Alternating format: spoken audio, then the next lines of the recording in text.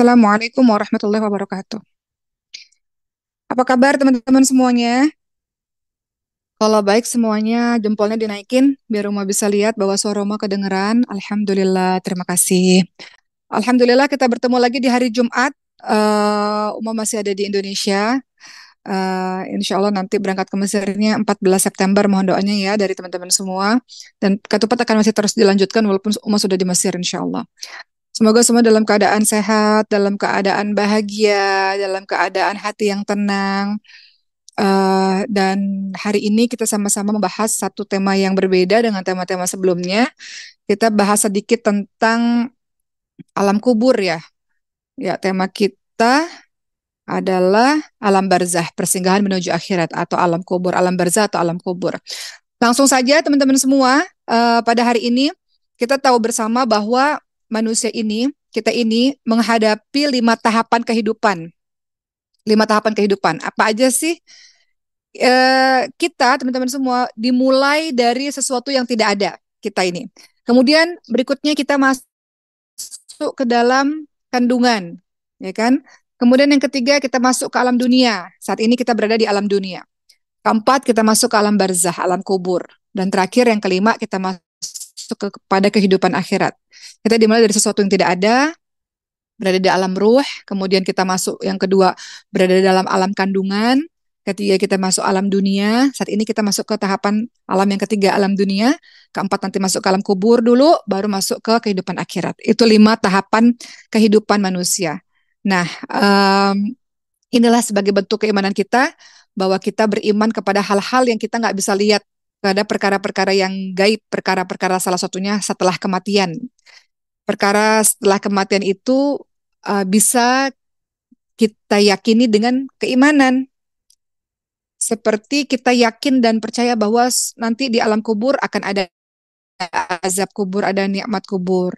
Ada yang namanya hari berbangkit yang akan dikumpulkan di padang mahsyar. Ada penimbangan amal, ada pembuka catatan amal, ada hari hisab perhitungan dan sebagainya. Ada telaga Nabi Muhammad SAW, ada sirat jembatannya Nabi, jembatan yang harus kita lewati, ada syafaat, ada surga dan neraka. Itu semua perkara-perkara gaib yang menjadi salah satu bagian dari keimanan kita.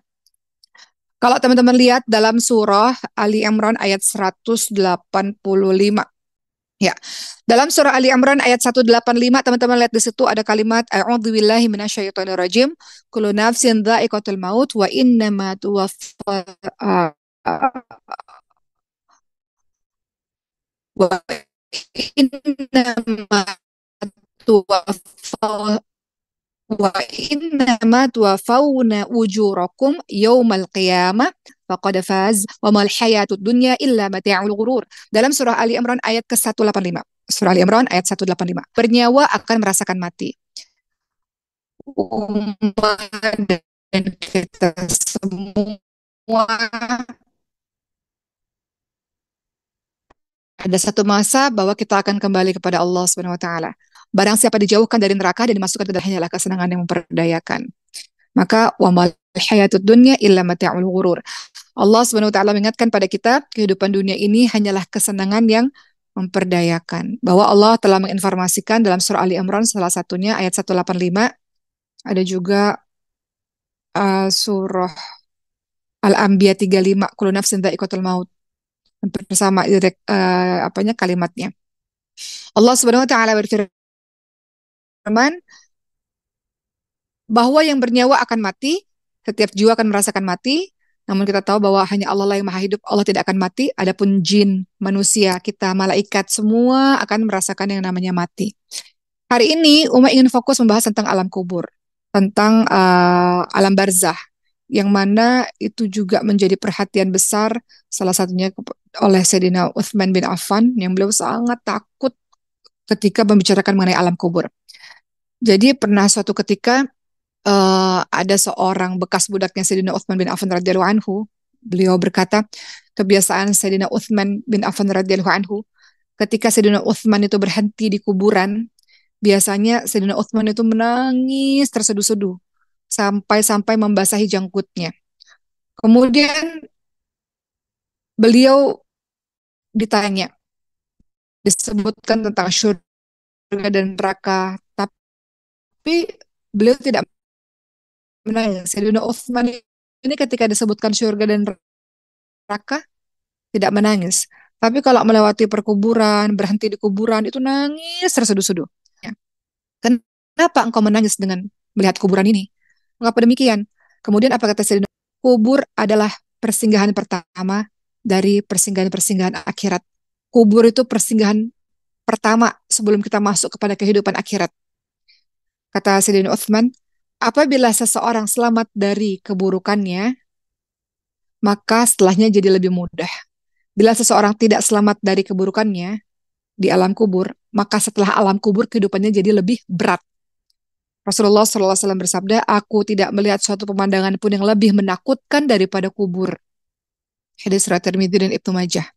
Itu yang menyebabkan Sayyidina Utsman menangis terseduh-seduh saking takutnya karena Sayyidina Utsman tahu kalau di kubur ini selamat, kehidupan setelahnya mudah. Kalau di alam kuburnya sudah bermasalah, sudah tidak selamat, kehidupan berikutnya di hari akhirat itu lebih berat.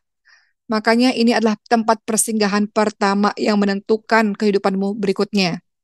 Itu yang menyebabkan Sayyidina Utsman menangis terseduh-seduh. Kita tahu teman-teman semua, setelah fase kubur,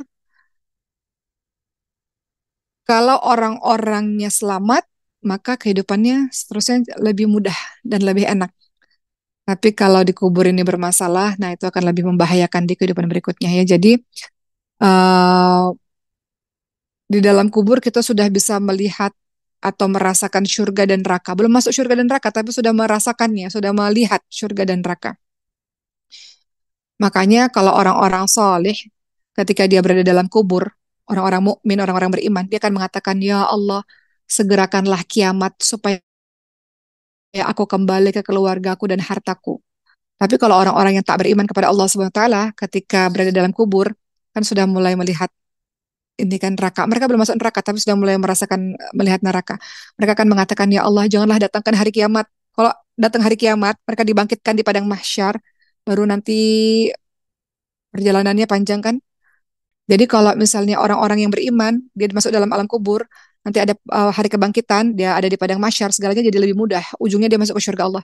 Tapi orang-orang yang kafir atau orang-orang yang mendurhakai Allah ketika dia berada di alam kubur sudah dapat siksaan begitu berat, ketika dibangkitkan kembali, kita hidup lagi di padang mahsyar, nah itu menjadi lebih berat dan nanti masukkan neraka Allah. Makanya kalau orang-orang beriman itu mereka bilang ketika di alam kubur, ya Allah, cepatkanlah segerakan kiamat ya Allah supaya aku bisa kembali berkumpul bersama keluargaku nanti.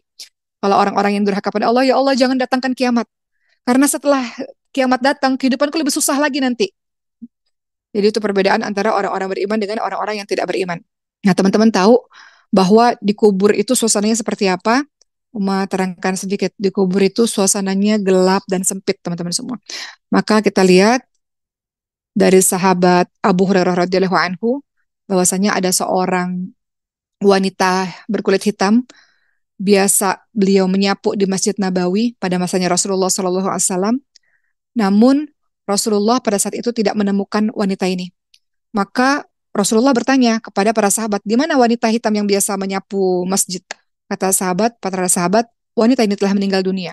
Lalu kata Rasulullah SAW, kenapa kalian tidak memberitahu aku bahwa perempuan ini telah meninggal dunia?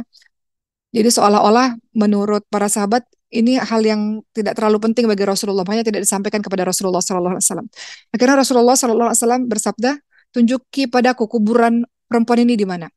Lalu para sahabat pun menunjuki kuburan perempuan tersebut. Lalu Rasulullah SAW menyolati wanita tersebut lalu bersabda, sesungguhnya kuburan-kuburan ini dipenuhi kegelapan bagi para penghuninya. Dan sesungguhnya Allah Subhanahu wa taala menyinari mereka dengan salatku terhadap mereka. Jadi kondisi kuburan itu gelap. Ini hadis riwayat Bukhari Muslim ya, teman-teman semua. Gelap dan menghimpit itu kondisi kuburan. Menghimpit bagi siapa? Bagi semua orang, termasuk bagi anak kecil. Bagi orang beriman, tak beriman, kuburan itu pasti menghimpit. Tapi ada perbedaannya. Jadi setelah mayit itu dimasukkan ke dalam kubur, teman-teman semua, maka kuburan itu akan otomatis menghimpit, menyempit, dan menjepit dirinya. Dan tidak ada seorang pun yang selamat dari himpitan itu. Namun bedanya kalau orang-orang soleh setelah dihimpit, dia akan luas lagi kuburannya. Tapi kalau orang-orang yang durhaka pada Allah akan terus menghimpit. dan mencuplik sahabat Nabi namanya Sa'ad bin Mu'adz radhiyallahu anhu. Beliau adalah orang yang soleh. Dikatakan Rasulullah SAW bersabda, inilah yang membuat arsy bergerak kematiannya beliau ini. Kematiannya sahabat yang bernama Sa'ad bin Mu'adz. Ya, Sa'ad bin Mu'adz ini, kata Rasulullah, inilah yang membuat arsy bergerak, pintu-pintu langit dibuka, dan disaksikan oleh 70.000 malaikat. Sungguh dia dihimpit dan dijepit oleh kubur. Tapi kemudian dia dibebaskan. Atau dalam hadis yang lain disebutkan, jikalau ada seseorang yang selamat dari penyempitan kubur, niscaya seorang yang bernama Sa'ad bin Mu'adz ini akan selamat. Tapi sungguh kuburnya telah disempitkan dengan sangat sempit, kemudian dilapangkan lagi untuknya. Jadi nggak ada yang selamat dari himpitan kubur. Semuanya terkena himpitan kubur. Bedanya kalau orang-orang soleh, setelah dia dihimpit, kemudian dijepit, akhirnya kuburnya menjadi luas lagi. Bahkan kuburan anak kecil juga begitu. Bayi, kuburan anak-anak kecil juga nggak selamat teman-teman semua. Artinya memang masuk ke dalam kubur, kubur pasti akan menghimpit kita. Dalam sebuah hadis dari Anas bin Malik radhiyallahu anhu, Nabi Muhammad SAW bersabda, kalau ada orang selamat dari penyempitan kubur, niscaya selamatlah bayi ini. Artinya apa? Tidak ada seorang pun yang selamat dari penyempitan kubur, baik dia orang salih ataupun dia orang tidak salih. Cuman bedanya kalau orang mukmin, orang beriman, ketika dihimpit oleh kubur, dia akan meluas. Tapi orang-orang yang durhaka kepada Allah, dia akan terus-menerus dihimpit oleh kubur, gitu ya. Jadi di sini kita dapat informasi bahwa uh, hal itu akan kita alami satu hari nanti. Kenapa? Sebab penyempitan ini apa? Sebab penyempitan atau menghimpitnya kubur kepada kita ini. Sebab penyempitan ini adalah bahwa tiada seorang pun kecuali dia pernah melakukan dosa. Maka semua dari kita kan melakukan dosa, maka diganjar dengan penyempitan sebagai balasan atas dosa-dosa yang dia buat, dan kemudian ketika rahmat Allah mendatanginya, maka kuburannya menjadi luas kembali. Itu ya teman-teman semua. Jadi kita sudah tahu bahwa di dalam alam kubur itu sangat gelap dan terjadi penyempitan kubur dan menghimpit diri kita. Hanya amal soleh kita lah yang kemudian akan meluaskan kubur itu kembali. Berikutnya, apalagi yang terjadi, ada namanya fitnah kubur. Apa itu fitnah kubur? Ujian. Di dalam kubur itu ada ujiannya. Di dalam kubur itu ada ujiannya. Seperti yang kita tahu, seorang hamba, seorang mayit, kalau sudah diletakkan dalam kubur, maka ada malaikat yang memberikan pertanyaan-pertanyaan. Ini bisa dijawab oleh orang-orang mukmin, oleh orang-orang beriman, otomatis dia bisa jawab. Orang-orang yang senantiasa berzikir kepada Allah, ingat pada Allah, dia akan bisa jawab. Jadi yang dimaksud dengan fitnah kubur itu maksudnya adalah ujian di dalam kubur. Ya, dikatakan kan mayit ini, lalu akhirnya ditanya lah siapakah Robmu, maka mayit ini mengatakan Robku adalah Allah. Pertanyaan berikutnya, apa agamamu? Ya, kemudian mayit ini mengatakan agamaku adalah Islam.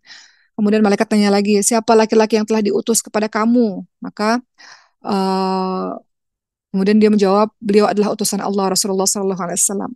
Dan pertanyaan-pertanyaan lainnya ya, apakah ilmumu? Aku baca kitab Allah, aku baca Al-Quran, aku mengimaninya, aku membenarkannya. Jadi pertanyaan-pertanyaan itu datang dari malaikat-malaikat, dan orang beriman ini mampu menjawab secara otomatis karena dia mengikuti Islam dalam kehidupannya. Lalu ada penyeru dari langit berseru, hambaku telah berkata benar, maka berilah dia hamparan surga, berilah dia pakaian dari surga, bukakan pintu untuknya ke surga. Jadi dalam kubur ini kita sudah melihat hamparan surga, belum masuk surga tapi melihat hamparan surga. Maka datanglah kepadanya bau yang wangi dari surga, diluaskan baginya kuburnya sejauh mata memandang luas sekali. Datanglah laki-laki yang berwajah tampan atau berwajah indah kepadanya, berpakaian yang bagus, wangi luar biasa. Lalu sang manusia ini mengatakan, bergembiralah kamu dengan apa yang menyenangkan kamu. Inilah harimu yang telah dijanjikan akibat balasan dari kebaikan-kebaikanmu. Maka si mayit ini, ruh orang beriman ini bertanya, engkau ini siapa? Wajahmu ini wajah yang membawa kebaikan, Masya Allah. Engkau siapa? Maka sang manusia ini yang indah ini mengatakan, aku adalah amalan salihmu. Maka kemudian apa kata mayit ini, kata ruh ini, ya Allah, datangkanlah hari kiamat segera ya Allah, sehingga aku bisa kembali kepada keluargaku. Gitu. Jadi orang-orang beriman ini ketika sudah dapat keindahan di kubur, dia katakan, cepatlah segera kiamat ini segera datang. Karena dengan adanya kiamat aku bisa kembali bersama dengan keluargaku semuanya, gitu.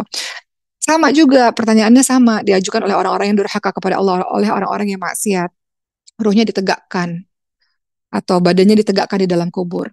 Kita nggak bisa membayangkan ya teman-teman semua bagaimana bagaimana keadaan itu kita nggak bisa bayangkan. Tapi kira-kira bunyi hadisnya seperti itu. Ruhnya dikembalikan ke dalam jasadnya, kemudian ditegakkan, didudukkan oleh para malaikat. Malaikat tanya siapa Robmu, siapa apa agamamu, siapa laki-laki telah diutus oleh Allah. Dia nggak bisa jawab. Maka ada suara dari langit mengatakan, hambaku telah berdusta. Berilah dia hamparan neraka, bukakan sebuah pintu untuknya dari neraka. Maka panasnya udah mulai terasa, asap nerakanya, panas nerakanya udah mulai terasa, kuburannya disempitkan oleh Allah SWT sehingga tulang-tulang rusuknya berhimpitan satu sama lain. Lalu datanglah seorang laki-laki, wajahnya sangat buruk, berpakaian buruk, aromanya sangat busuk, lalu mengatakan, terimalah kabar yang menyusahkanmu, inilah hari yang telah dijanjikan akibat keburukanmu selama di dunia. Maka ruh itu, si mayat itu berkata, engkau siapa, engkau siapa? Maka si manusia ini mengatakan, aku adalah amalan burukmu. Maka apa kata roh ini, kata mayat ini, jangan jangan datangkan hari kiamat ya Allah. Kalau sudah semengerikan ini di kubur, apalagi di hari kiamat, apalagi di hari selanjutnya. Begitulah teman-teman semua. Jadi di sini kita tahu bahwa pertanyaan yang diajukan oleh malaikat itu ditanyakan oleh semua orang yang beriman maupun tidak beriman. Tergantung nanti dia bisa jawab atau tidak bisa jawab. Itulah yang menentukan bagaimana keadaannya di dalam kubur.